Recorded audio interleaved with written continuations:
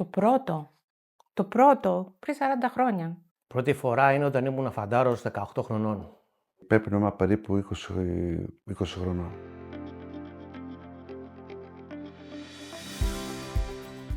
Είχα συνδέσει το κάπνισμα με την ξεκούραση, τύπου ας κάτσω να κάνω ένα τσιγάρο.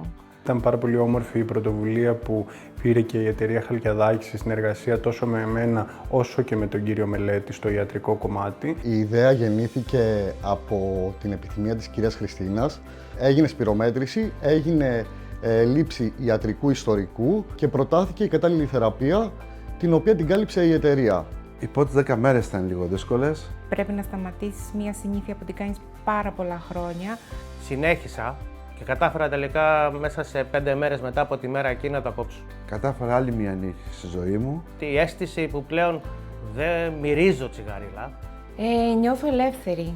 Γι' αυτό αποφασίσαμε έναρξη νέου κύκλου το Σεπτέμβριο.